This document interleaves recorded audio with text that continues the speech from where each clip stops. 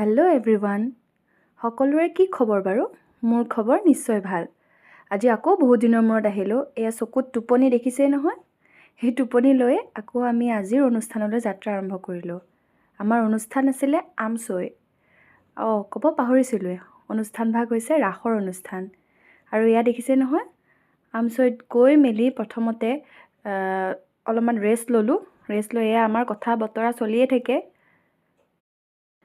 এয়া হৈছে গৌৰাংগ। গৌৰাংগটো শুয়েই গ'ল।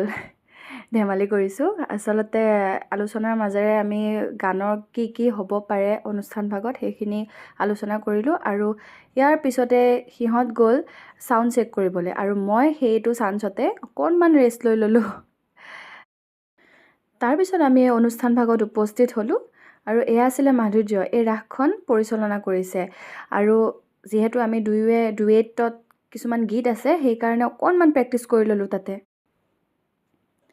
তাৰপাছতেই আমাৰ ৰাস আৰম্ভ হৈ গ'ল আৰু ৰাসখন বিৰাট ধুনীয়াকৈ পৰিচালনা কৰা হৈছে আৰু সকলোখিনিয়ে গোপীয়ে বিৰাট ধুনীয়াকৈ নাচিছেও আৰু সহায় সহযোগিতা বহুতখিনিয়ে কৰিছে, সেইকাৰণে বিৰাট ভাল লাগিলে। আচলতে আমি বছৰটোৰ এই ৰাসৰ সময়খিনিলৈ সকলোৱে ৰৈ থাকোঁ। কিয় নাজানো, ৰাস ভাগ কৰি ইমানেই বেছি মনত আনন্দ লাগে আৰু আপোনাৰ আত্মসন্তুষ্টি লাভ কৰা যায়। এই সময়খিনিতে লাগে যেন ভগৱান শ্ৰীকৃষ্ণৰ সৈতে আমি সকলোৱে একাত্ম হৈ পৰিছোঁ আৰু সেয়ে হয়তো বিৰাটেই বেছি ভাল লাগে ৰাস কৰি। আৰু মই বাকীবোৰ গানতকৈ বা বাকীবোৰ অনুষ্ঠানতকৈ ৰাস কৰি বিৰাটেই ভাল পাওঁ। ইয়াৰ পাছতে আমাৰ কুঁৱলীৰ মাজে মাজে সকলো ঘৰলৈ উভতিলোঁ।